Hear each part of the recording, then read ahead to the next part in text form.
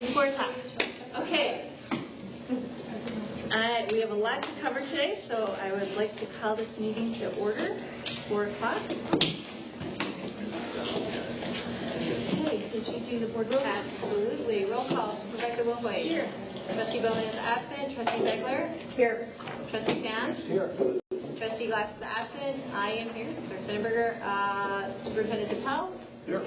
Health and Wellness Director Marks. Here. Community Center Director Dillon. Jessica, can you open the door too? Oh, there. Never mind. Okay, wonderful. I'll wait until they come in and do the Pledge of Allegiance. Allegiance to the flag of the United States of America and to the republic for which it stands, one nation, under God, indivisible, with liberty and justice for all. And is there any public comments? Any public comments today? Okay, and we're going to go into number 5, health insurance. We're moving this up, so as we have a guest here to answer questions, I want to take over. Yeah, so this year we made the decision to change our insurance brokers. After we've used Hub historically, we made the switch to Allison Insurance. They're based here out of Lake Zurich. And so Michelle is here from Allison to kind of walk us through our proposed changes to our plans and some other kind of administrative things that we are looking into. So, Michelle, would you mind? Thank you. Thank you for inviting me. I appreciate it. I'm very excited to be working with you guys. I think we have some exciting changes this year to your health insurance, and this has been a little intimidating lately. We've getting a lot of calls in our office. But for some groups like yourselves, it has made sense to move off of a 1/1 renewal rate and go to a 12/1. So we've been doing a lot of our clients, and the reason that makes sense is 1/1, typically there are benefit changes and there's always a rate increase because health companies have increased every quarter. So when we moved it to 12/1, this doesn't pick up age changes throughout the year, but it actually was bringing that increase down from a over 15% increase to a 12% increase. And the benefits stay the same. There are no changes to the benefits. The rates will obviously be going up a little bit because the trend is changing a little bit, not as much as we were going to in the 1/1 days. So you guys are one of the lucky ones that the plan changes actually make sense for us to move it back to 12/1. Any questions? Okay. The next thing that we talked about was you guys had coverage, or the Townsend had coverage with Delta Dental and Vision, and I explained to Ted that since you already had coverage with Mutual of Omaha for the voluntary life, that we would look into moving the dental and vision to Mutual of Omaha to see if there was, number one, the rate savings, number two, the convenience of just having two insurance companies to deal with. And then also it does help with renewal stability when you have a company like Mutual of Omaha that handles more than one line of coverage. It gives us, as a broker, more negotiating power should there be an increase coming your way next year. So the good news was we looked at the big comparisons to the dental networks with Delta Dental compared to Mutual of Omaha. Very strong overlap. The rates came in lower than your Delta Dental rates. Your current rates actually even came lower than your current, and for sure your renewal. And we were able to increase the annual max from $1,800 per person to $2,000. Mutual of Omaha doesn't have an $1,800 anyway, so we either went to $1,500 or $2,000. So like, well, we're saving. Let's not take away. Let's add to the benefits. So we added an additional $200 worth of benefits per person to enroll in that plan. In addition, they matched the vision renewal rates that you have. So very, very similar benefits. We did a network check there too. I sent that over to Ted just to compare to make sure we weren't swimming down your network for the area here. Very strong overlap in network there. And then they said, well, just match the vision renewal rates and offer a very similar plan. In addition, one thing I noticed that you guys did not have basic life insurance, which is pretty common for businesses to have. It's a pretty inexpensive benefit. And what it is, it's just for employees. They get a flat dollar amount and they have an event of a death. And we've quoted two different amounts, $25,000 and $50,000, just for consideration. So I put that on the table too, just for you guys to decide whether you felt like that would be a good thing to round out your benefits package here. That's just the one thing that stood out to me. And did you want me to just talk about the HRA? Yes. Okay. So when we were going through TAP, and was your HRA, that was TAP for a long time. We'll just say what HRA is. Oh, health reimbursement arrangements. Because there's so many acronyms in health insurance. So what that means is when you have an HRA tied to your medical plan, there are times you can get reimbursements if you hit a certain portion of your deductible. So a claim would come in, and we were talking about it, and you realize that the HRA was actually set up that it wasn't going to reimburse the right way. And what I mean by that is you have a two-tier deductible with Blue Cross Blue Shield right now. Tier 1 is Blue Choice, the smaller deductible, the smaller network. Tier 2 is the PPO, large network. Tier 1 is a great network on here too, by the way. But it was set up that it was only reimbursing when employees and dependents hit the Tier 2 deductible. And because Tier 1 is such a great network around here, it doesn't, people were hitting the deductible there, but they weren't getting the reimbursement. So in order to get any money back, they had to hit Tier 2. And I'm like, hey, this could be difficult around here. The smaller network is great. We have it in our office. I think there was some plan changes that may have taken place when the health reimbursement arrangement maybe wasn't updated to line up with that. So I said, well, do you reimburse much? And he said, I'm not aware of it for years. And I said, I don't know if you need the HRA. And when you have a nice plan, they're charging, I pulled the bill, and they're charging, and we printed out about $1,600 a month for the health reimbursement arrangement. And you have to have a plan in place in order to reimburse, so that's what Cash is charging. I'm like, you're paying a lot of money for that. I'm like, maybe we offer life insurance instead, which is a benefit that everybody could have, hopefully uses, but they could have access to, and we would do it with a health reimbursement arrangement unless you want to redesign it. So it does reimburse the right way, but when it reimburses, the township would have to pay out deductible expenses that were incurred if we signed up to reimburse on the Tier 1 network only, which would be an additional expense to the township on top of the fees that TASC is charging, and I don't think that it's a plan that's even being utilized right now. I have a question. Sure. So then last year, if I went over my deductible, I'm not going to get reimbursed because it wasn't set up right? If you were in the deductible for the Tier 2, which is the PPO, so the options plan has two networks. Tier 1 is called Blue Choice, very strong around here. Tier 2 is PPO.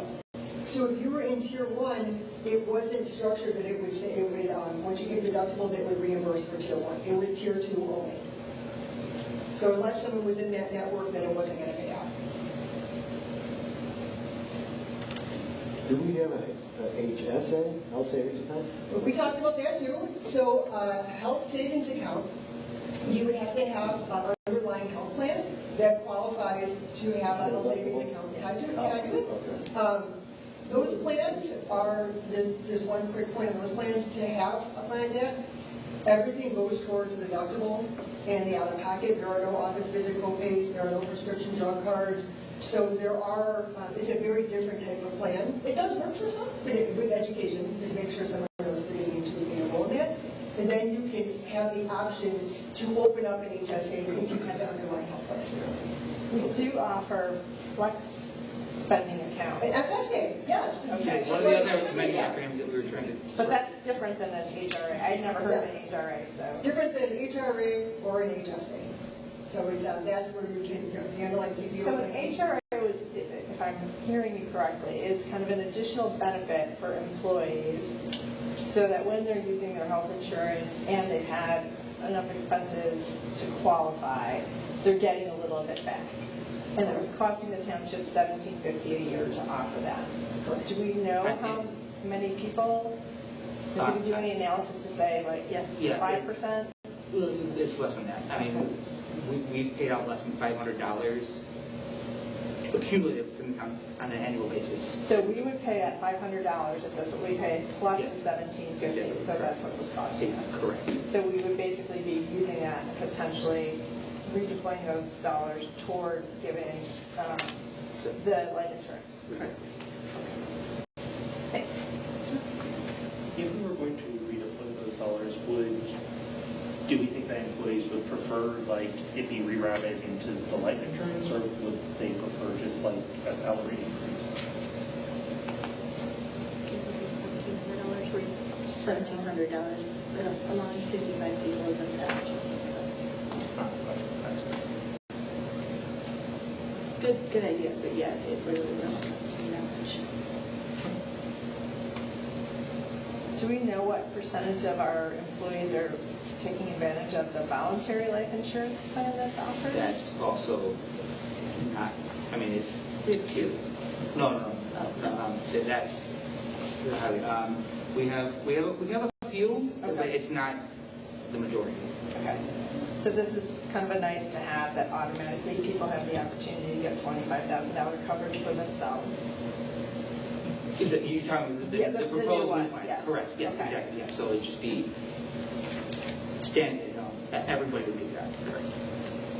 We wanted to make sure that if we were taking away something, we were getting something in return. Even though what we currently offer is underutilized, in part because I don't think the program was communicated clearly, but also the benefits to staying in Tier 1 outweigh the potential for people to go into a Tier 2 doctor. So most employees choose the Tier 1 doctors because they have lower out-of-pockets and the deductible is lower. So as she was saying, we had discussed different ways to kind of revamping our HRA plan to where it would be more widely used, but we couldn't find a way to make it make sense for enough people to continue. So life insurance would be an automatic for everyone. Will they have the opportunity to kind of take that with them if they leave the township as well? So what happens is that number one is guarantee issues, that's going to be automatic. Yeah. And then if somebody was to opt to take it with, it would not be at the rate that you have. So if somebody was uninsured when they yes, I take it, they would reach out to Omaha and say, hey, I love the township. What would my rate be for this policy? So yes, they would. And would that also then require all the questionnaires, like have you ever had? No. Okay, so they could carry it, they'd pay more for it, but there aren't any qualifiers for them. Correct. Okay. Yes. So, by understanding, we created this sheet? Okay, so when I see recommendation... That's my recommendation. Okay. That was one of your points, is that Right. what it's recommended. So Right. this is a Perfect. alternate track. Yeah. And one more thing, if I mention it, the good thing too with Mutual Omaha is when you do add multiple lines of coverage, especially if an employer paid coverage like voluntary life insurance, they throw a bunch of value adds in, and I gave have some flyers in that, which is a Will Prep, EAC program, travel employee assistance program. Thank you. Eventually get a certain amount of times they can call. They will put this in the open enrollment book with people. That way I'll explain what everything is, because they give them 4 different value adds for having all the lines of coverage for them, which I think will also go over very well, because it's something that it's just included. It's included every mortgage with carrier that specializes in basic services and life insurance. And this is partially why we transferred over to Alex and with Michelle as well, is there was a big turnover with HUD, and the employees didn't even know what was a benefit and what wasn't a benefit, where they're local, they can come out here, we're doing presentations one day, so we think it's benefiting the employees. That's why we did it. Even with that HRA, it was never explained. Right, and that's why that was one of the problems that kind of spurred this on. What can we do better? How can we better serve? Is there any other questions for Michelle? Thank you very much for coming out today. Thank you for inviting me.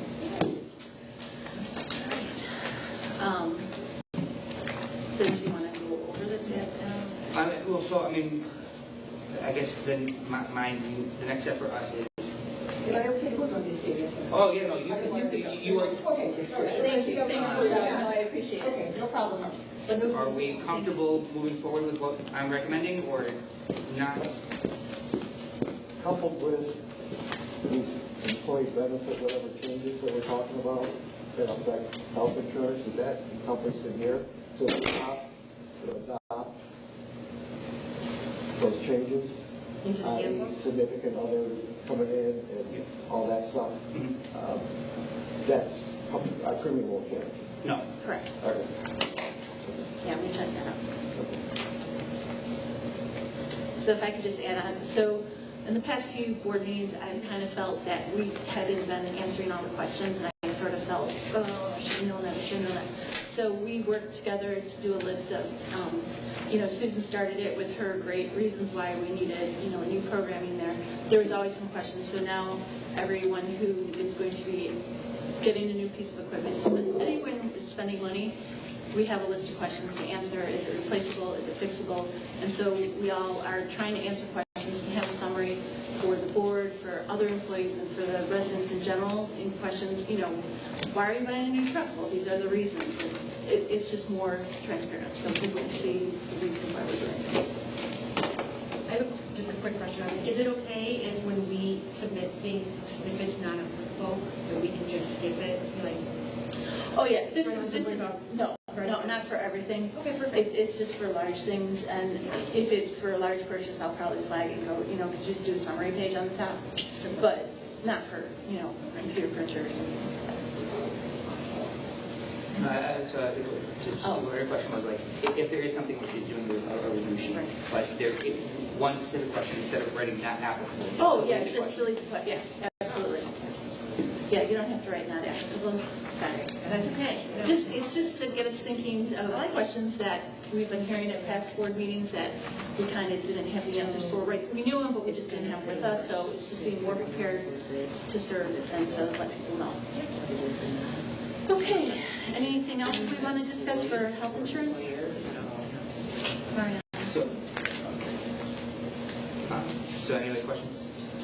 We're good? Are we in agreement that we'll go with what we suggested? Yeah, it sounds like a smart. So then we'll put it on the agenda. It'll be on the agenda for the November board to approve. It's kind of funny, but with us changing to the 12/1 date, open enrollment will actually begin before the board meeting. So please don't change your mind. When we have our employee insurance meeting, will it be broken down into tiers as far as per pay period? How much is it going to be taken out? So no, because technically we don't know that yet, because that's up to them. So that'll be decided at the board meeting when they vote on what percentage of the premiums they covered. So historically, the township has covered 86% of the premium cost, but the employee covered 14%. But you give them an idea of an estimated. Yes. Yeah. Yes. And then after the board meeting, right? Because they have the entire month to make decisions. So if The 2 weeks, we're giving them 1 week, and then knowing their stragglers, because of Thanksgiving week. So if we start November 1, the first week they'll have estimates. For week 2, we should have an idea because we will have voted on the 6th, right? So we can give them the definitive. So if they don't check a box and submit their preferences. yeah, so open enrollment, we have it scheduled to start November 4th, which is the Tuesday. Okay. Because they're coming on Monday to discuss things. So open enrollment will be open from the 4th to the 11th, knowing that people up until the 15th will be still. Open enrollment is only to the 11th? It's a soft. Okay. But yes, open enrollment, open is yeah,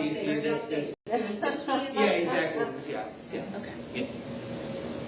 And so we're, another thing, last year we transferred to or 2 years ago, online registration for open enrollment, and all of that data is transferring over to the new system.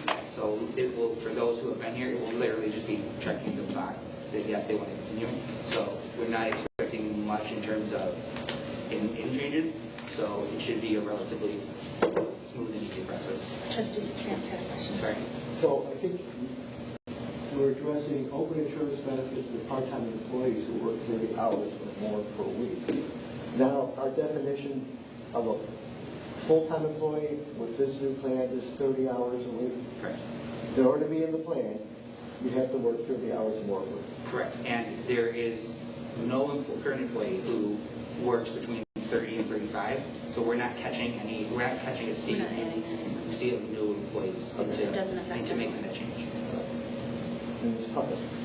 So we'll go into the handbook and it is later on the agenda, but that's a great question. Okay. All right. Is it still the ease thing? So Ease, the company Ease is bought out. Okay. But it's essentially the same, but it just has a different name because they're now underage. Okay. For the benefits, if there's like, say, one particular month where like a department needs its employees to work longer, like say via 30 hours a week, but normally they work like the 20, how do you determine like whether it's overtime or whether it's become a full-time? So it's, the legal definition is standard. So like so Kathy, for example, she's a 25-hour-a-week employee. If she hits 30 hours for 1 week, that doesn't make her a full-time employee. It's got to be 6 months or more in a calendar year of working at that threshold. Good question. Any other questions? Okay. Again, full agenda, so we're keeping this tight. Update, Township Administrator. Yeah, so in my email last week, I mentioned the cemetery grant that I applied for, so I just want to kind of give more context because it all happened so quickly. But the state of Illinois opened up grant applications targeting abandoned cemeteries and to help renovate and clean up these abandoned public cemeteries. Reading the description of what the grant was for, the very last paragraph does say all public cemeteries are encouraged to apply even if you don't meet the definition of an abandoned cemetery, which is unmaintained for at least 5 years. So I met with Jeff Thompson, our cemetery manager, and we discussed some projects that we had kind of mentioned in passing, especially over at Fairfield Cemetery. So as you probably may or may not know, in Lake Zurich, we have 3 columbariums, and we also have a scatter garden. Both of those options have become increasingly more popular as cremation is becoming a more popular means to deal with remains. Our scatter garden, it's already reaching its capacity, so we've actually had to limit who can access the scatter garden.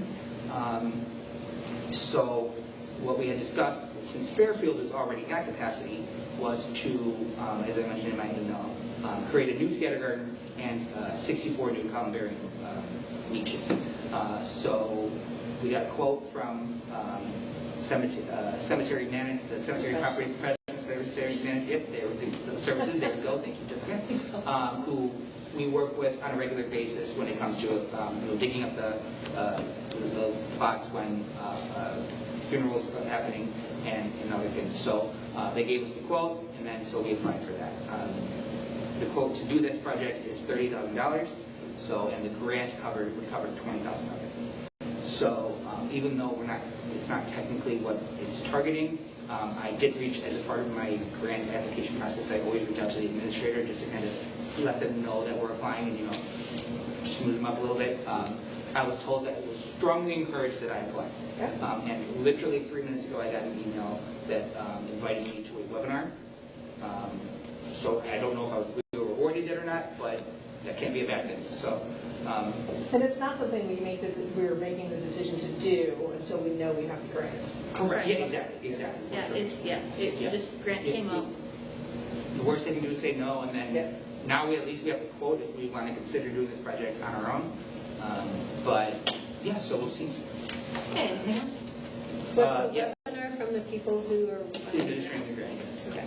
And then the other thing, yesterday, Supervisor Wilhoit, myself, and then Mike and Jeff in the Highway Department met with the Village of Long Grove to discuss our IGAs with the Public Works IGAs.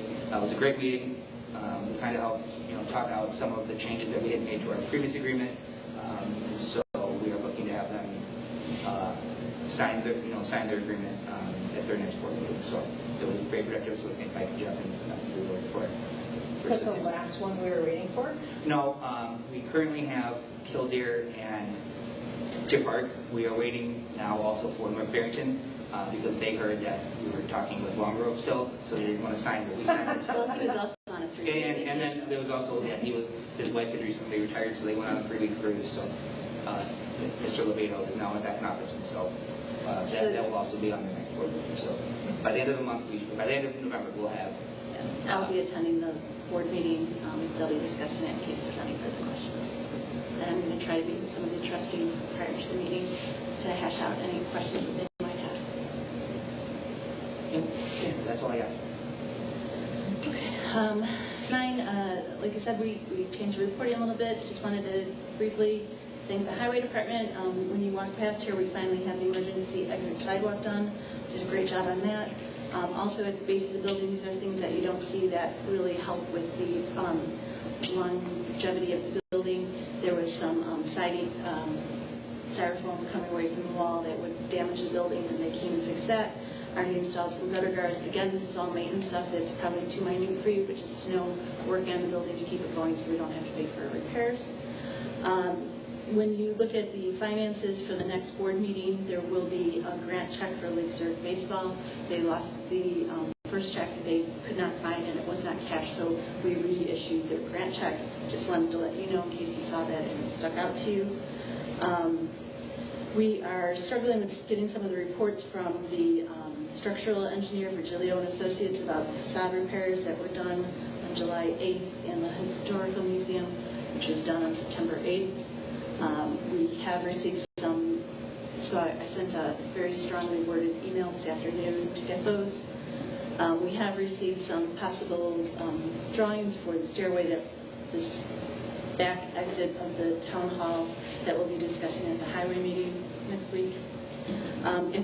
And I just wanted to let you guys know, at the most recent supervisors meeting, the area supervisors meeting, the health insurance rates, I know our health insurance went up, but there was 3 supervisors there who said that their insurance rate went up to 18.9%. So we're right in the middle to low end. Just to let you know that it's not just us, it's happening all over.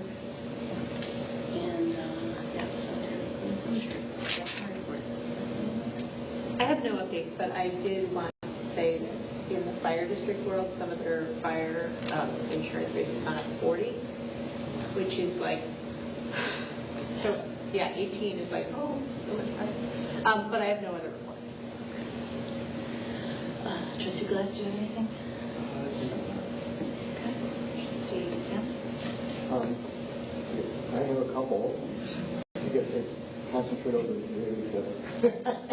At this point, I attended the fraud prevention seminar on Monday, hosted by State Senator Darby Hills, with a representative from the Illinois Attorney General office, and it was very well attended, I thought, and very informative. It made me get home with thinking about a lot of things. Great. So that was kudos to hosting that. Subsequent to that, then, now that I shouldn't say now that, but I sat down with Lisa Graziano as far as reviewing my Medicare Part D drug prescription items, and she was just outstanding. You know, from the standpoint of clarity, explanation, walking us through, and realizing I'd been hosed in the prior years by my Blue Cross coverage, it was like eye-opening. So wish I put a call into my current insurance rep. I'm waiting to hear back on that. But it was very well done, very structured, and I couldn't ask for a better experience. Wonderful. So, thank you. She's a rock star. There's no doubt about it. Okay, Trustee Zegler? No real report. The only thing I just want to let people know is, and I appreciate that I'm on multiple email chains now as a local trustee, but one of the invitations I received was from the Council on Foreign Relations, and they are hosting a webinar for local officials, and it is related to AI. So it's AI policy, level-based local governance. I don't think that there's anything that's going to be, what was that? Oh, I was just saying I also received that. Yeah. I don't know if there's anything applicable, but I'm kind of interested in the subject to see what they have to say. So if there's anything exciting to report back, I certainly will. But Thank you. of course, that's it. And Assessor Barrington is working on She's doing the appeals. Yeah, all day, every day. Where are they going? I'm sorry. Appeals. So appeals, yeah. So she's up there doing that. She said she'll give her report in 2 weeks. Can you tell me that? Awesome. So, as Trustee Sams mentioned, on Monday we had State Senator Darby Hills and the Attorney General Office fraud protection. And then on Tuesday we had U.S. Representative Mike Quigley's office holding office hours center. So both were well attended. Definitely more for the fraud protection. But, and then on the 10th, we will be having our annual Veterans Luncheon. I know TOI. And we have about 50 people signed up, so that's great. Let's see what Do else. you need any volunteers from the public at all? We actually had several new ones, so Okay. we are up to, I believe, 96 now new members since the October, November, December went out, so we're really happy about that. But do you need help serving that lunch? Like, do you... No, we have volunteers. Okay, you do? Yes, Okay. thank you. Sir. Is every luncheon like just free to anybody who signs up? No, the Veterans Luncheon is free to veterans, and Right, then free to veterans. right, but everyone else is, I believe, $10. Okay. I know a few veterans. Oh, great. They do need to register because I cook it in-house and I do need to know how much to make. Awesome. So thank you, everybody, for voting through the Community Pass. I know that Mitzi did a great job presenting everything on that platform. We've already started to do some migration with them. On Friday, we have a meeting with them, giving us the timeline for everything. I think the full switchover will be the first week of February. So for this next newsletter, we'll be working with both my senior center and them, which is fine because our contract doesn't end with my senior center until the end of March. So it was a budget year. It was a budget year, not a calendar year. So let's see. As you mentioned, Lisa is amazing, and in fact, somebody left her office the other day and had literally been saving over $30,000. And I'm like, Lisa, you've got to write these things down. Yeah. Nina goes, Susan, this happens every week.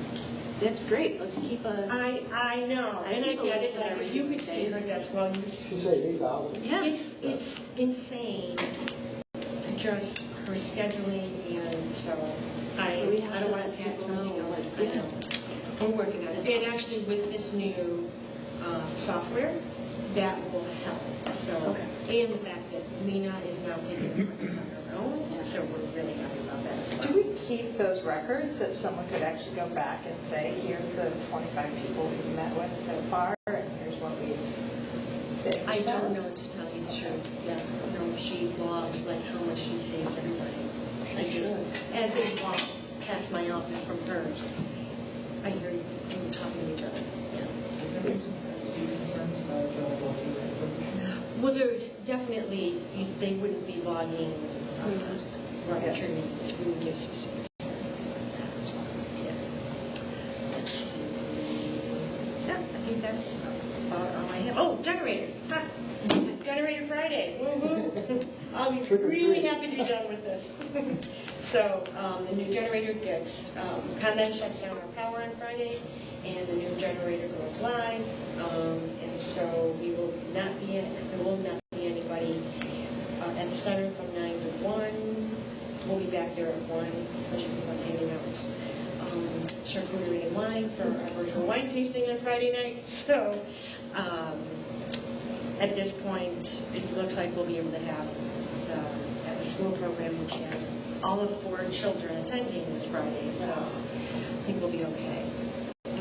So the morning functions will be here. And Lisa and Lena's training they're doing upstairs in the boardroom, just so you know. Yeah. If there's any questions. Okay. Great, thank you. Thank you. Okay. So I'm going to start with my personnel. Elena, who is one of our part-time administrative coordinators, her last day is actually going to be tomorrow. And then she is going to be prepared for the birth of her child in November. We did hire a new social service coordinator, Andrew Bauer. He is going to start December 1st. We are very excited about him. He is actually from our community. He's been here for like 30 years.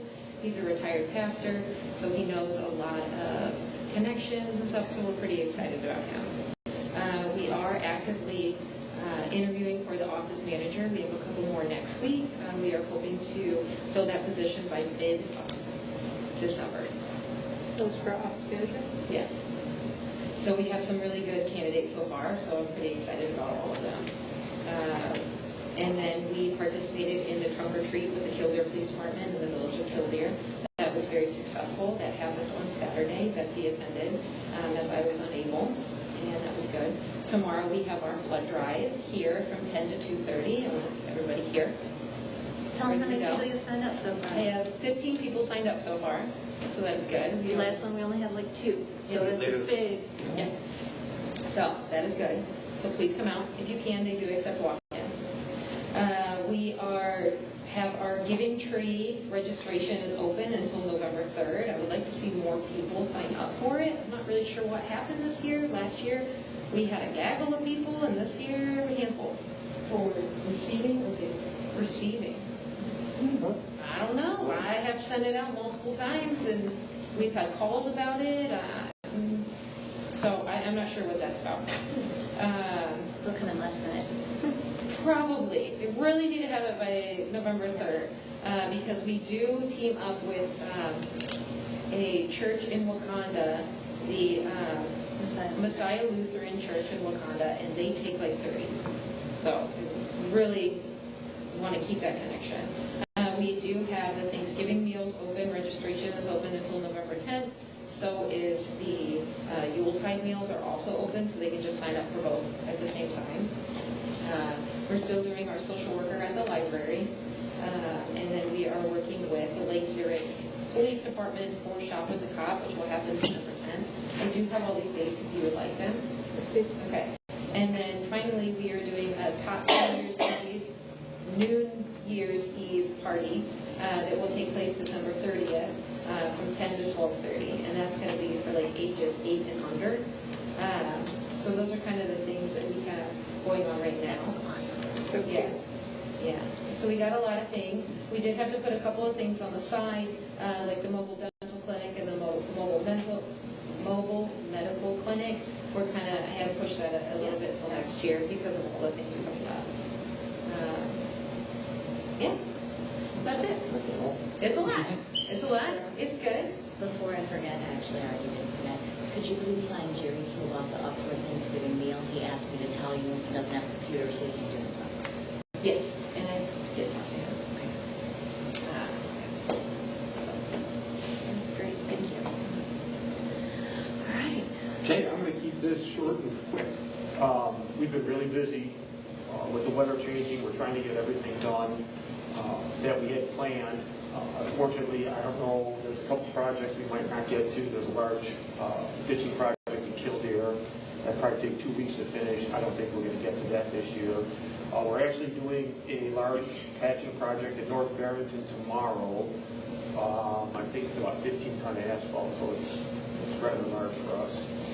And then we've got both the auction items have been sold.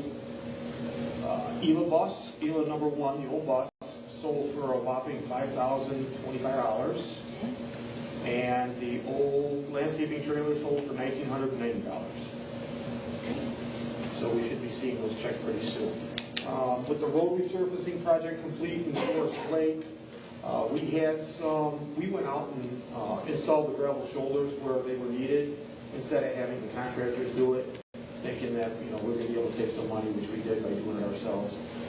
We used asphalt grindings to put down where the gravel was before, and people were calling and complaining because they're putting dirt down over gravel. It's like, that's not good. Asphalt grinding. And you have to come. If you look at it from here to Sarah, it looked like black dirt, but this was really nice stuff. So yeah, we just did that, finished that up. The landscapers are planning on coming in this Thursday to start the roadside restoration with black dirt and seed. In Echo Lake. And Forest Lake. Forest Lake, okay. Okay, great. Transportation service? I'm not going to take up too much time because we're going to talk more later. But bus department is busy, really, really busy. This time last year, we had 25 bus rides, and we're getting new people signing up every day.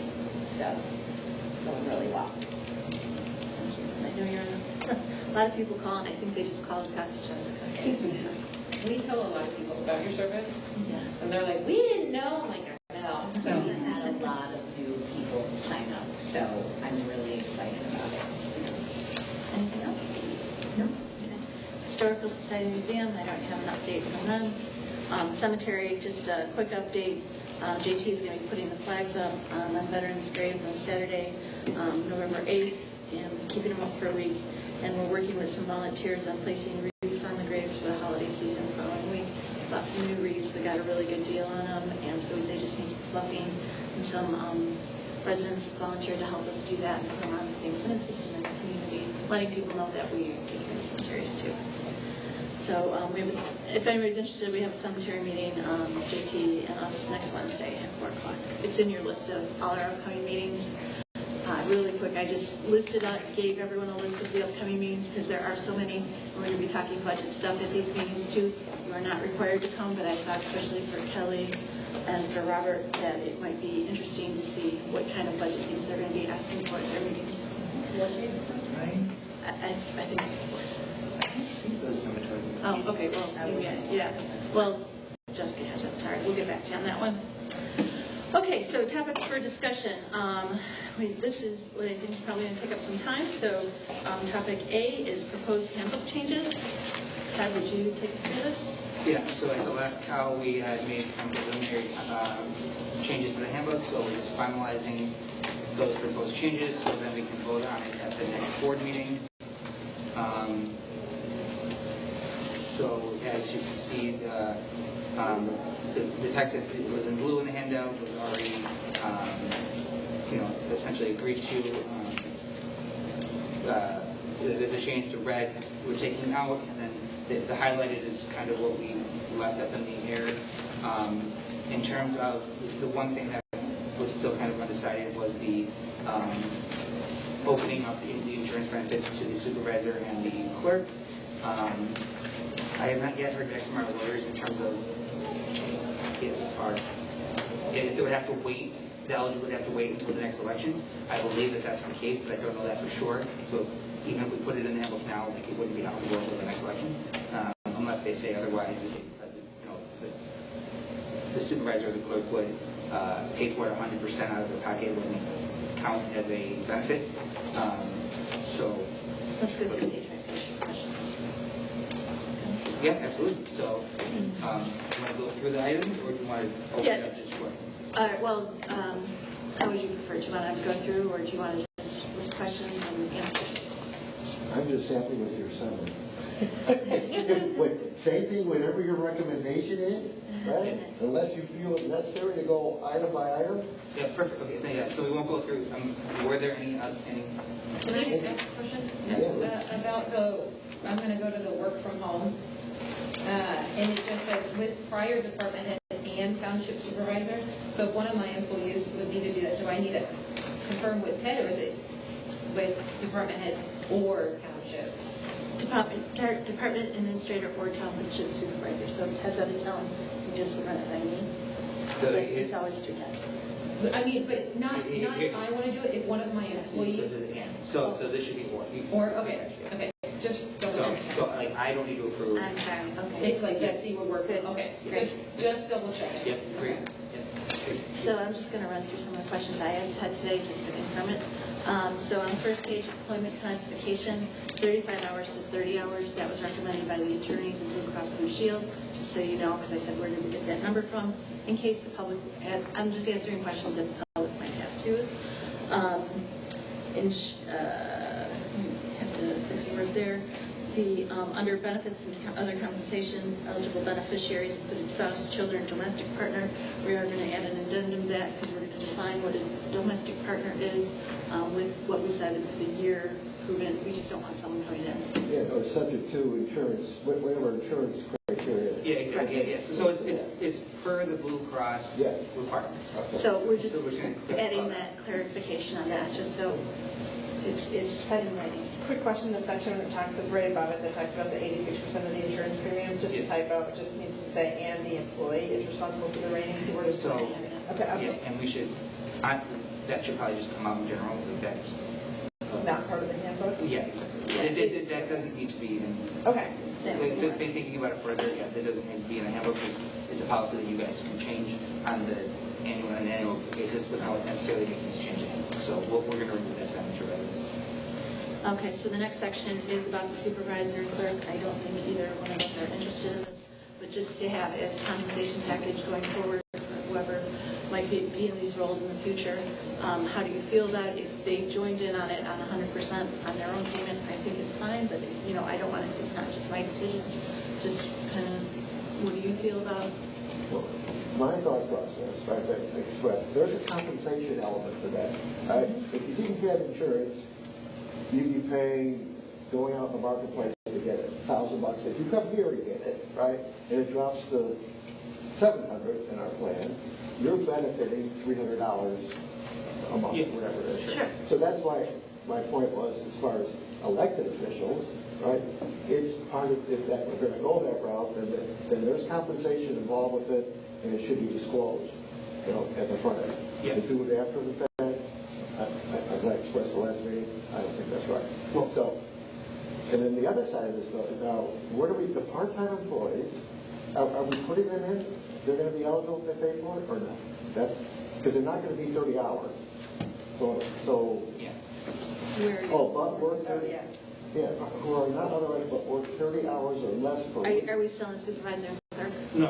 No, supervisor and clerk, that's right. Okay, yes, I just want to go to the next one. And if we're going to go, like Kelly brought up last time, what about trustees? If we want to attract trustees, the whole thing, are we going to expand, are we going to leave that just to two elected positions? And that's fine, right? Yeah. But, I would say just the two elected positions, we spend the most time here. Okay. Besides you, Trustee Sands, I missed you last week, by the way. pardon me? I missed you last week. You Okay. weren't here. We gave you a week off last week. So I guess the first question in hand is, regardless of whether or not our current supervisor and clerk are eligible, going forward, do we want to make this available to those two positions? When you say going forward, meaning Next Next election. term. next Sorry, election, Next one. then I would say I'm okay with that. So, Because it's something that you'd be putting in and it would be widely known when people were, or could be widely known, I guess, if people looked at the compensation package, right, before they opted to. so I did reach out to our current lawyers. So now what if, I don't think they will, but what if they come back and say, yeah, well, the supervisor and the clerk could, if you guys adopt this, could currently enroll? Do we want to put this in now, or do we want to wait 3 years? That's going to be 3 years. If we wait 3 years, then, well, I guess we could maybe publish something saying we're planning to do this ahead of time, but if we wait, until just before the next election, then that might also cause a bit of issues. Well, I think what happens is before the next election, we all have to look at the compensation to see if there are going to be any changes, and then that could be discussed at that time. Exactly. And then it's, Yeah, I don't think we should have Transparency this to on me it. is just don't do it now. Right. Because it looks, there's It looks, it looks right. fishy. For sure. Right. Okay. And I'm sorry, so the next, were you talking about permanent part-time on the Yep. next? Right. Okay. So what was they are going to be eligible? I'm confused. Before, we're defining at least this new plan that we have to have 30 hours or more to be in it. Yes. This says, but work 30 hours or less may enroll if they pay it themselves. That was one of the Good. requests that building application. Yes. So that also needs to. Do we want to open it up to all part-time employees if they pay 100% of their premiums? And that doesn't change the cost based on the conversations you've had with the insurance Correct. broker. I think it's a nice benefit, and if we're going to try and leverage, part of the reason we use so many part-timers is because then we don't have the IMRF, right?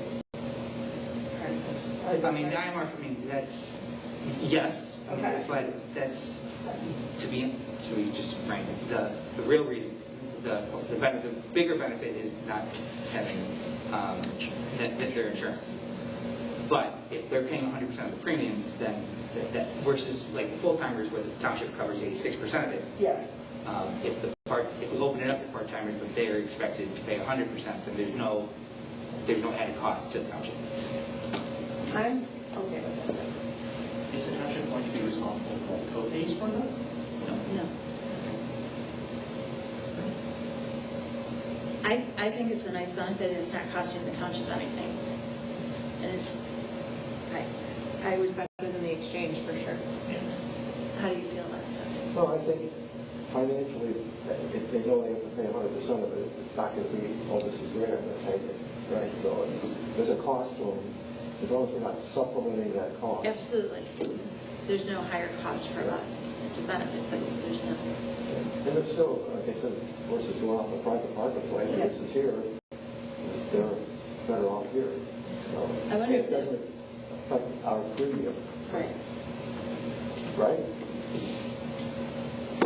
No downside. Yes. Yeah. Okay. Yeah. I've got a hypothetical situation. Hypothetical. Hypothetical. Please speak. Say one of our employees is here for 30 years and decides to retire. And Is he full-time or part-time? full-time. And he wants to keep the insurance. Can he still pay, can he still stay on the insurance if he pays the premiums? So he would have COBRA. COBRA is offered to any individual who leaves township. For 18 months, What- right? Yeah, I believe 18 months is the max that he'd be allowed to essentially stay on our health insurance, but pay 100% of the premium. Cobra is very expensive. Cobra is very expensive. Well, COBRA is what your premium is without. So COBRA is You're paying 100%. So exactly. essentially, we are not offering Beyond the opportunity to retirees in the township. Like, it's not a retiree package. Right.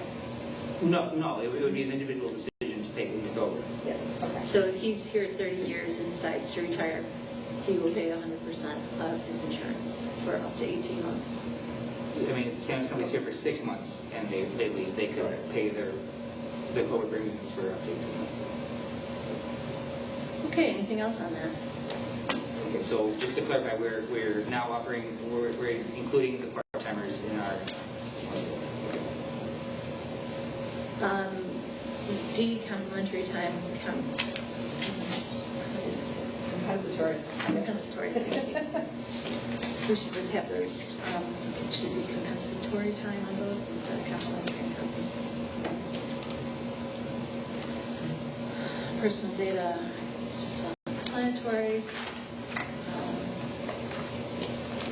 It's work from home.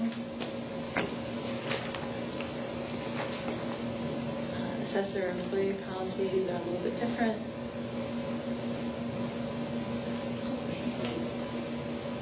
I'm just wondering, how many people have, employees that would be interested in work from home? I'm just wondering, is that just something that a lot of people are interested in? For us, it would be like a one-off.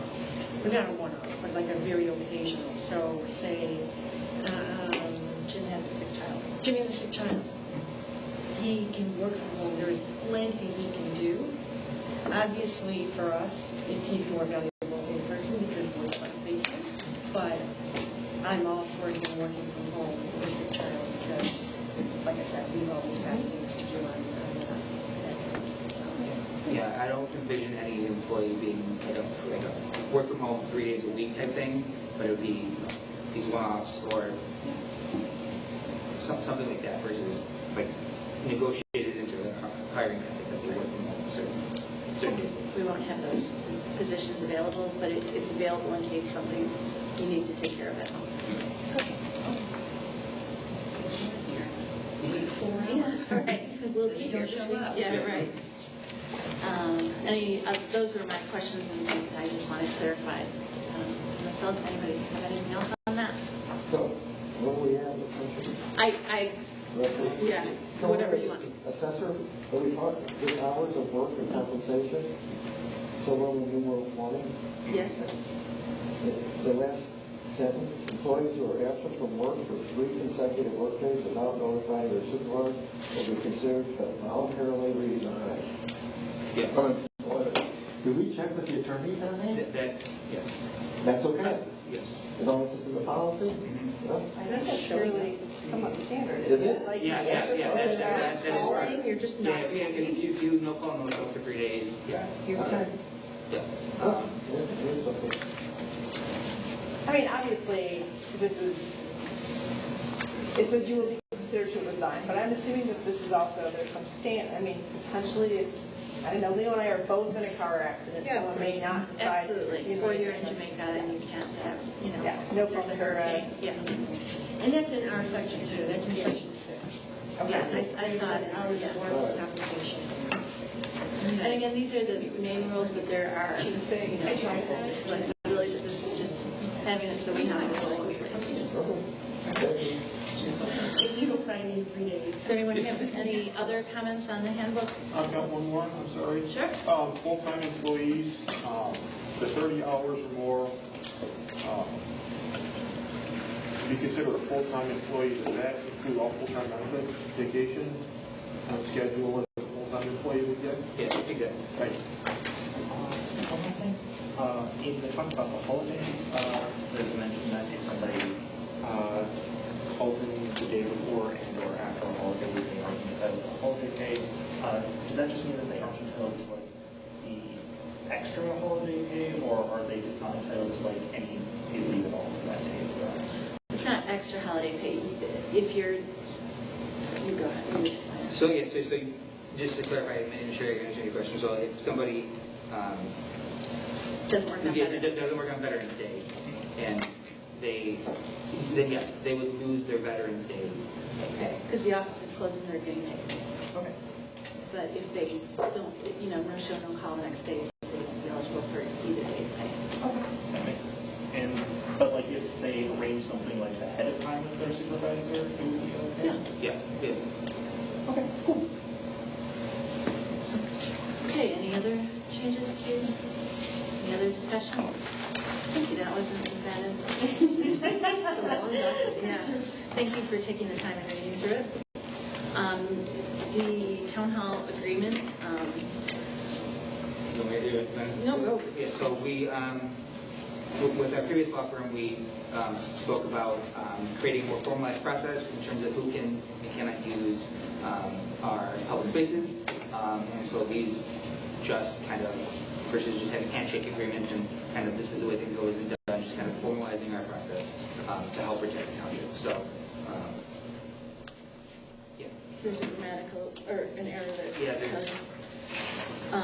But again, it's just formalizing things so that if there's any questions on what we provide, it's uniform, just making sure so it's not like, oh, I'm part of this. Yeah. Yeah, or being accused of letting one group of people in but not another. So we're not charging you. If it's a nonprofit, we would waive the fees. Like the knitting club each year, we don't charge them. What are we doing outside that? This, from what our agreement says, it's only allowed to nonprofits. Because the only thing I bring up, right, when we get into this,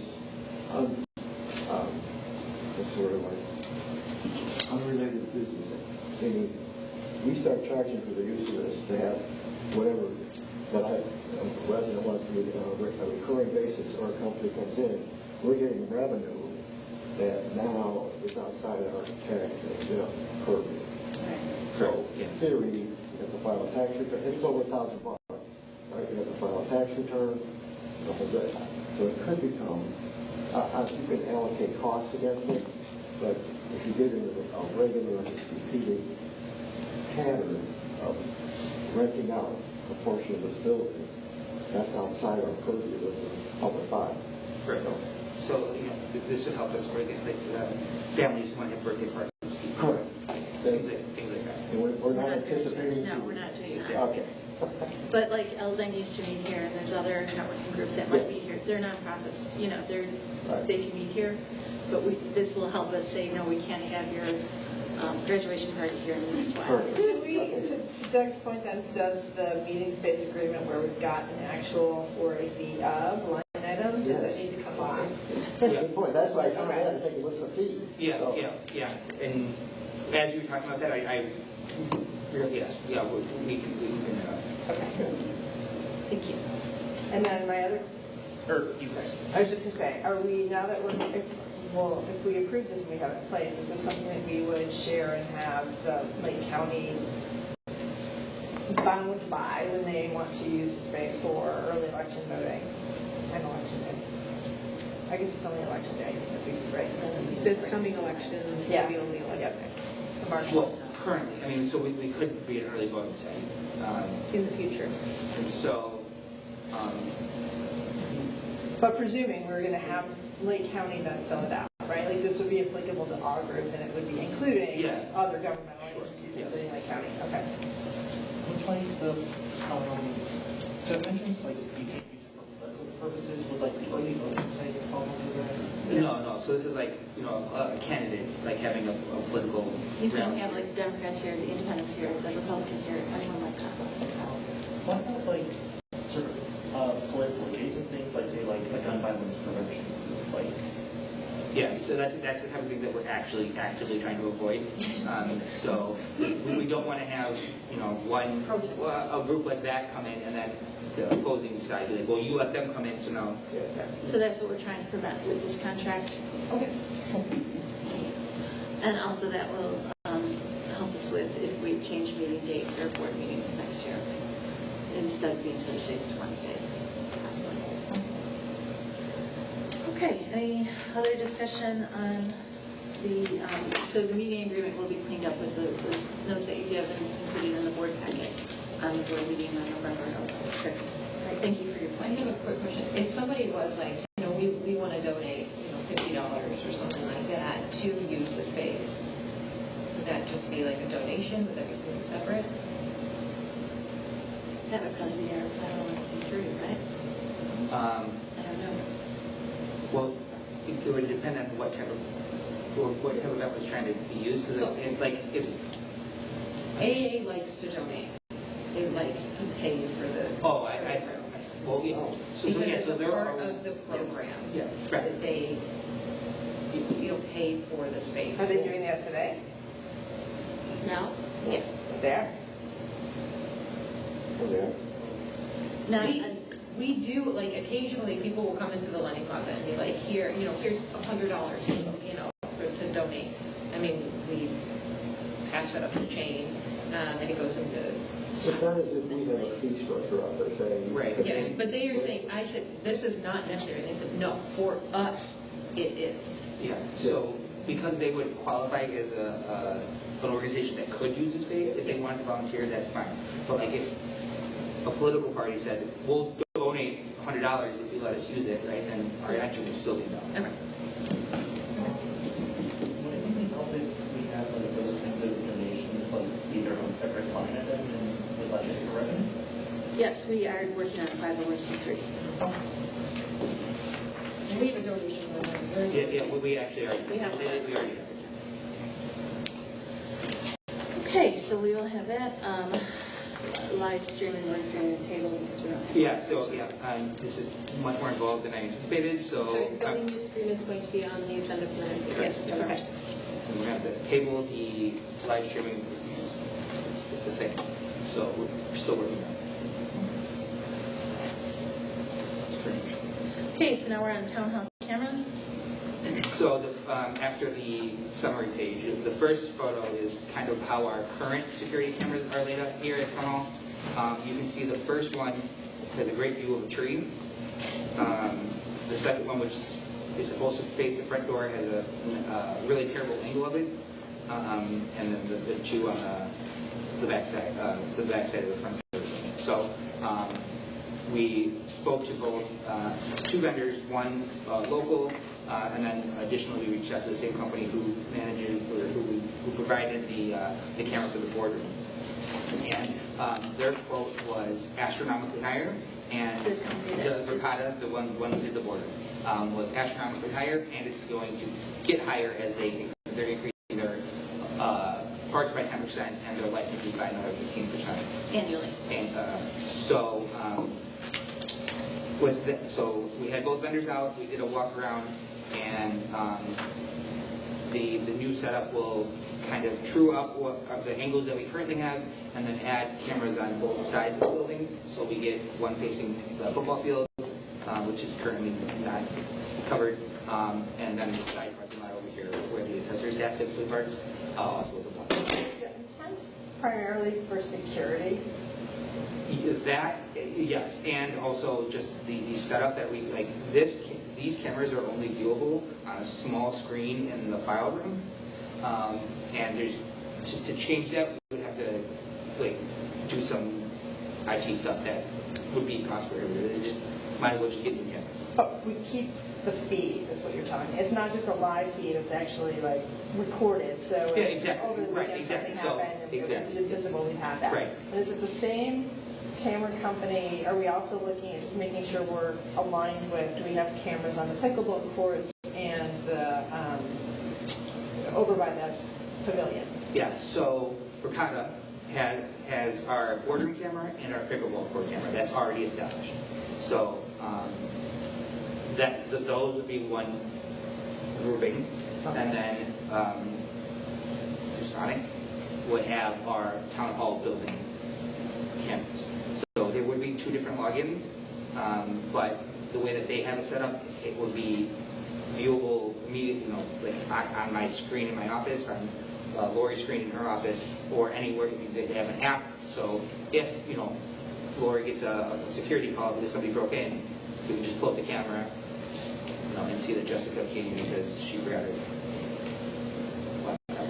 And this one, we're just going to call him Jesse because his first name's Jesse. This one that's 4625. He specializes in municipal security systems. He's been in business. I worked with him in Long Grove. He actually has a camera on the bridge.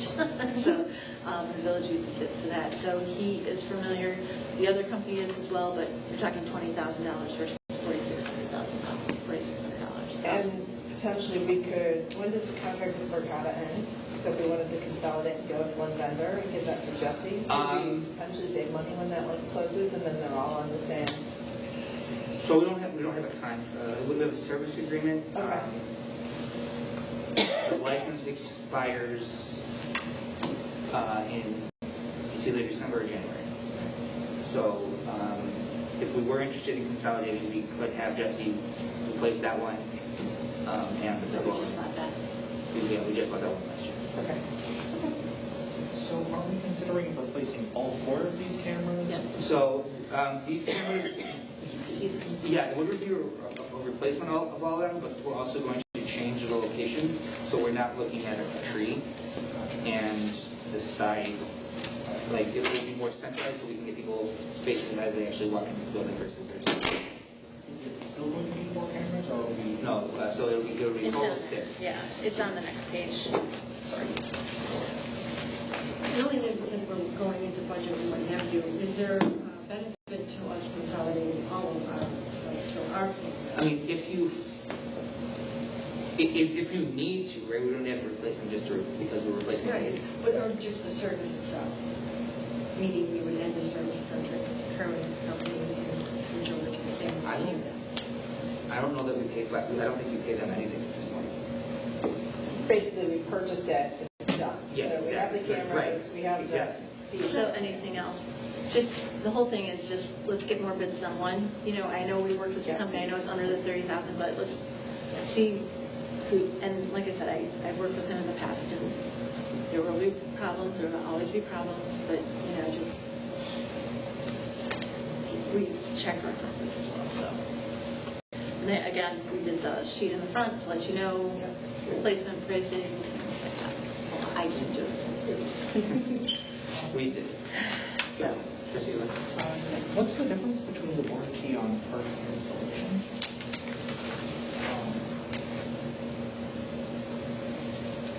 What do you want? Yeah, so... The Sonic is 5 years? Yeah, so the Sonic has 5 years on parts and 2 years on installation. Yeah, so if the parts would be if the camera doesn't work 3 years from now, it's covered. The installation would be if the camera falls out of the ceiling, Okay. then that would be the installation. Okay, so like replacing something that's broken is parts. If it's the camera hardware, it would be parts. If it's the, like I said, so like that camera's in the ceiling right now. If it just fell out, that's not the camera company's, that's not the camera's fault. That's Mike's fault who put it up, or Brett put it up there. Okay. So if the camera that we purchased breaks within 5 years, then the camera company would replace it. If there's a malfunction because of the work that Jesse does, he guarantees his work for 2 years. Basically, it's saying we checked out the warranties and what's covered in it, and this is just saying that we did. Any other questions? Sorry, we just got to keep this going. Yeah, and just presuming, because there are different camera choices, that is based on Jesse's recommendation. Yes, saying we this did is walk the right through with camera the that first you one. want to have in this particular place. Okay.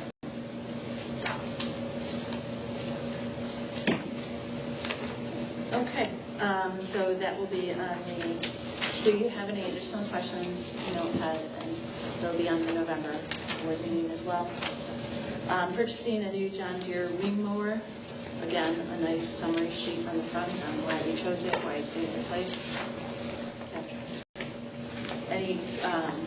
Hopefully you had a chance to read through it. Cab tractor, weed mower. This is one, yes, this is the one we just tried to fix for $14,000. It's broken again. It's not the same problem. Of course. So we just, If you guys really want to be generous, I got a quote for one for $274,000. That's really cool. So, I'm just saying. So thank you for doing the research and looking at all these things. I just have a quick question, Mike, on the John Deere. I'm assuming it's a cover sheet with the summary on the price, and then the selling equipment is really the various components. It's giving a lot more detail on it. Mm-hmm. So on, I guess it would be the second detail page, there's a reference to antenna and a radio. Yes. Is that a radio? What kind? I mean, is it AM FM radio. Oh, it is. So it's Yes. like a listening radio. Yes. It's just for. Yes. Okay. Do we have that now? Yes. Okay.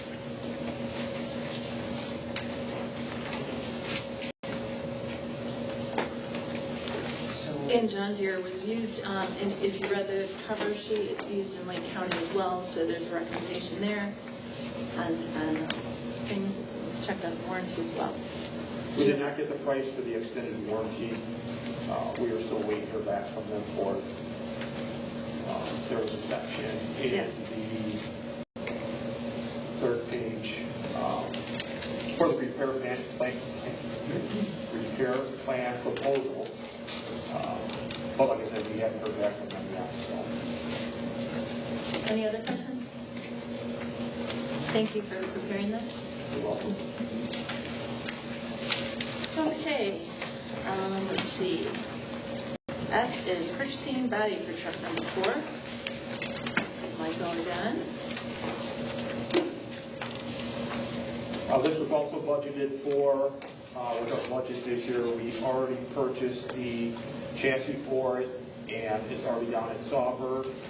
This truck, for the body for it, is scheduled to be finished by the end of November, hopefully. Sauber is a specialized aluminum fabricator. The service body we have now is all fiberglass, and the fiberglass wears out over time. This was set up for replacement in our Ely Township equipment and vehicle replacement plan when that was put together a few years ago. Any questions? So this is just the second part of the truck that we ordered the first part. We need part B to work part A. So this will be on the agenda on November 6th unless there's any questions. But thank you for putting that together. H, telephone provider contract. Sorry. Sorry, thank you. G, superintendent. Unfortunately, our welder has run its course for its useful life. We've had it since 2008. And it dried out pretty bad, so we need to replace it. We use it quite often, especially with the wintertime coming up. If we have some damage to our plows that we need welded, it would be beneficial to the township to have a welder on site. Brett does all our welding, and getting it done right away. If we'd have to take it to a different vendor, we could be waiting for who knows how long. Yeah. And the price is extremely high. So it's a $7,000 expense. There is $50,000 in the budget for it, so it wasn't specifically called out for it, but this is what that budget is for. When things break, and I think it's a justified expense for something from 2008 for safety and repair costs. So if everybody's okay, we'll put this on the November budget and November board meeting as well. Thank you for doing that. Okay. H. Telephone provider contract with Vermont.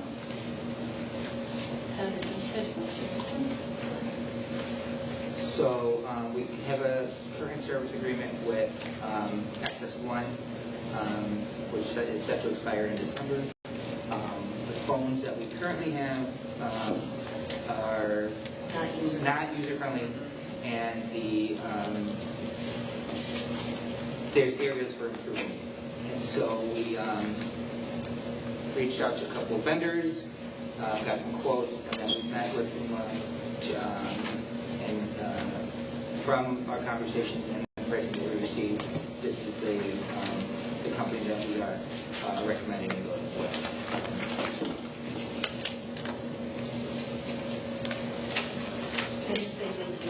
Yeah, just so you know, too, what was the savings on this one? I don't see that.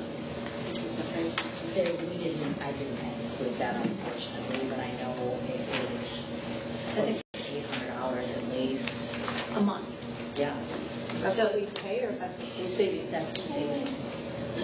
This one's real expensive. Does this one have a button that you can push, like an intercom button? Yes, and you're going to love this. It is so much easier to transfer calls and do things. It's amazing.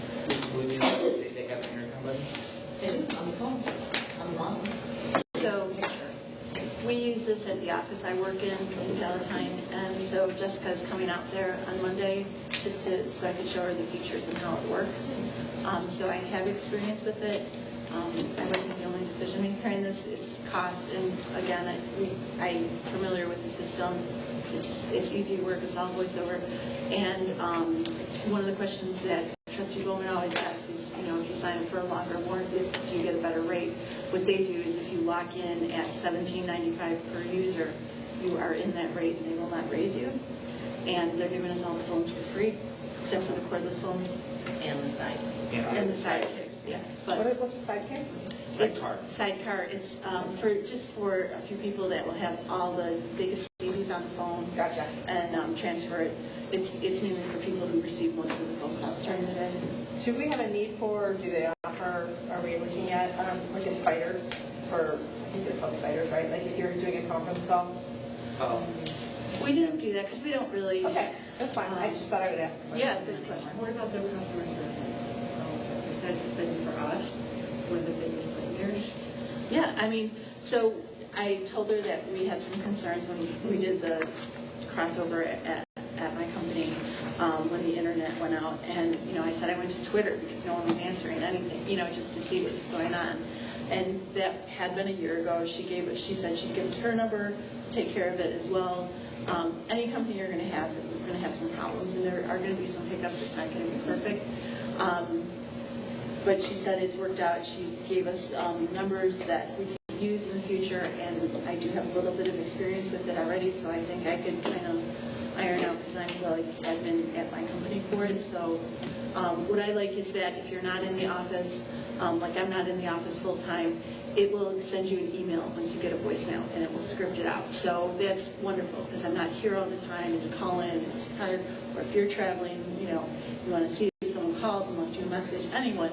We have that capability now, but with the plan, only a certain amount of people can have it. So like Lori requested it, but in order for her to get it, we would have had to take it away from you or from Bonnie or from Sarah. Gotcha. I have it. So, Yeah, I know I have it. They display it. I can't read the script, but I can listen to it. So there was just some, and like I said, will it be perfect? No, but I think it'll be better. We could try it. It's got to be better. Yeah. So, thank you, Jessica, for putting this all We do have together. the cordless phones. Pardon me? Yes. We are paying for those because those are not included, but yes. So we're just going to talk to Agnes and see if she needed a cordless phone or if we could just have two cordless phones. We bumped it down to one, and the current proposal includes only one cordless per equipment. Okay. One. You're getting one cordless and 3 corded. Agnes will have your cordless, you and Jeff will have corded, and then Brett will have corded in the garage. Well, I mean, you've got a cell phone that you can forward your calls to, honey. So there's a lot of pros. I'm not going to get into the details with you, but there's a lot of pros to it. Thank you, Jessica, for working with all these companies, and she researched a bunch.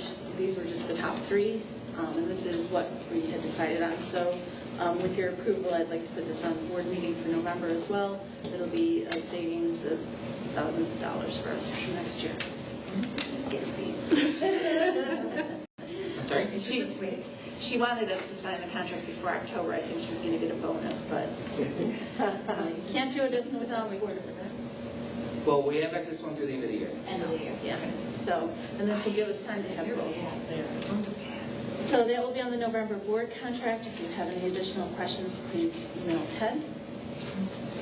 Let's see, create an additional part-time bus driver position. So basically, I am asking the board to hire an additional part-time bus driver to fill gaps in the morning rider shift, because I'm turning down a lot of people for work, for doctors and such, because we only have one driver from 8:30 till 10:30, 11, depending on how busy we are in any certain day. So I would like to have 2 people basically off and on all day. So we'll have 1 full-time, 2 part-time.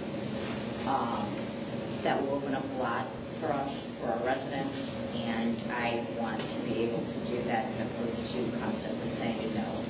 And I also would like to be able to have fill-in for Susan. We're not going to do it every day, but we will take on another route if Joe is ill or on vacation or something like that. So this will be, the new employee would know, hey, okay, you're going to fill in if Joe or Jim is ill and can't do one of your homework clubs, or that's what I was going to get at. If I have a driver on vacation, they will work full-time on those days. We know the need is there, but where's the money going to come from? yeah, so obviously this is not unbudgeted expense, so it would come from the transportation department salaries.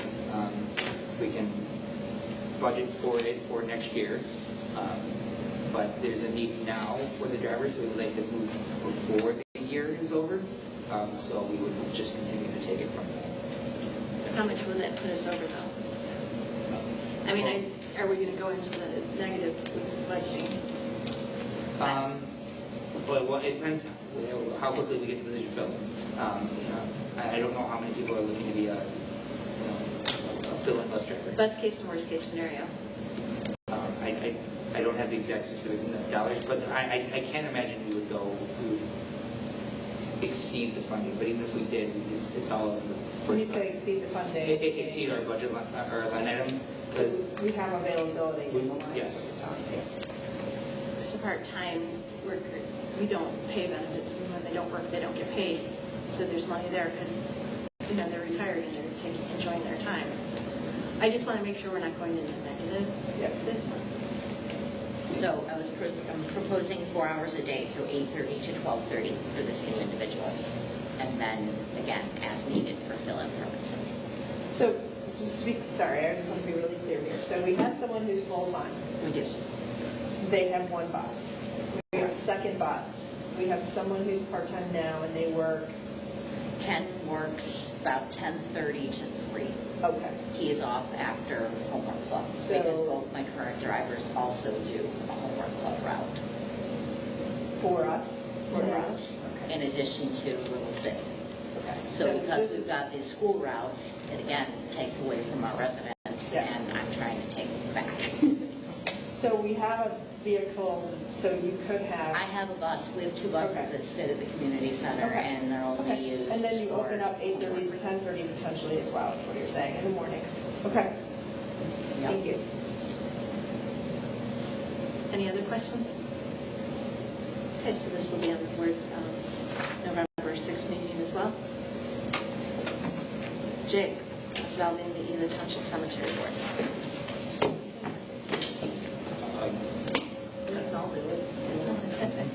Well, I've attended a few board meetings, and it's interesting. They give their feedback to JT, but JT is the one doing all the work. and they meet three times, they meet 3 times a year. And they're not paid a lot, but there's a stipend in it. JT's doing all the work, and I'd rather take that money and have it be a voluntary board. If they want to do it, they're happy to do it, but just not to have the stipend go to them for, not for this year, but for the next year. I don't think we need a cemetery board. We spoke with the attorney about it. He thinks we don't need a cemetery board. I'm not saying get rid of those funds. I'd rather have the money go to JT because he is spending a lot of time there. One thing I was going to mention, he also recently, on his own, he'll just go and clean people's, graves that are, the headstones that are broken or dirty. He cleans them. He does a great job. And it just falls on Saturday morning. Yeah, and it's just on his free time, and so he's proactive. And he even looks at Instagram like cemetery sites just to make sure. This is the person you want doing I want in to be charge. passionate about cemeteries, but Yeah, that's not not like but I just want to make sure the money is going to the person who's doing the most work to it. So I don't believe we need a cemetery board. It's a very nice thing. I think we could continue to have one as a voluntary, but I don't think it needs to be stipend and paid position for anyone. So it's not legally required. Correct. It's not. We passed it through the lawyers 3 times. Okay. And what are we looking to eliminate and give to JT? Like, what are we? 3 positions, $500 each, $1,500. Okay, so 1,500 additionally would be going to JT. Next year. He makes 15 as well right now? He makes more. He makes more than that. Okay. I think he makes $8,000 a year. I think it's $10,000. So we are creating a new job for JT. We're just grabbing more money to do. We're just, he's doing, yes. Yes. We're eliminating a paid board position, yes. We're eliminating the formal cemetery board and then upping his compensation. And next title is cemetery manager, is that accurate? That's what his title is, yeah. If it matters at all, one of the board members is retiring, Carol Sullivan. She's in her 90s and she just can't anymore. So that would be one down anyway. Yeah. And Jeff is on board with it. Yeah, we've spoken to Jeff about it. And, if he has a question, he knows, Doug Algrim's been a great resource for him, and Doug Algrim's not going to go anywhere. And I think, he never even cashed his checks, and that was always a problem with Doug. He would never cash his checks. Yes. So this will take that for the end of the year. So it just makes sense. Doug Algrim is doing it for the right reason. Not saying that there isn't a right reason, but it came about with Carol resigning. She's like, I want to give the position to my daughter. No, we can't. So then we're like, So we'll have that on the November board. Nothing will take effect until next year. Just wanted to run it by and read through some legalities. Thank you for all your questions always to help us make sure we're in line and we have the answers for you. Any new business? I don't see any reason to go in executive session. Is anybody? Wonderful. Next COW meeting, we did move up to 2 o'clock because we are going to be talking budgets. So we wanted to allow for more time. I know you probably have to be there. Not even after school. Well, I can be here after school if you're free. You can come later. Yep. Yeah, that's fine. If Jessica gets started, I'll come after. Yeah, that would be great because it'll be important. Absolutely. But we just wanted to start it out early because there's a lot to discuss. So clarification. Yes. This is going to be for the tax levy. Correct? When you say budget is Not until not March. till next Yeah, year. yeah. Correct. This is going to be where we're at when we need to do with the levy. Yeah, Tax exactly. appropriation report. Right. Correct. I'm sorry. Thank you for the clarification. All right. I appreciate that. Okay. I just wanted to but I also wanted to begin with that COW meeting. I might be able to hear back on Okay. Well, we'll look at it. Will you move it to 3? What do you think? Yeah, if it works for more people to be started at 3, I don't imagine. We typically start at 4. So in case you're running late, just get started. That's fine. Just go start it. I will get here. I'll be here soon. Okay. So let's say 3 o'clock. Is that okay with everyone? Much better. Okay. Our board meeting is November 6th. November 6th, we're moving up to the TOI. Got it. TOI. Did you get your shirt? Yeah, sure. Okay, hold on one second. So the next meeting, is 3 o'clock. No further business, I'd like to adjourn. Okay, wonderful. Do we need a motion second for that? Yes. Motion. Okay. Second. No, I seconded. Wait, who, did you motion and she seconded? He motioned. He motioned, you seconded? Yeah. No, you seconded. I did. Good. All in favor? Aye. Awesome, thank you, everybody. 5:29 p.m. Sure, it's upstairs.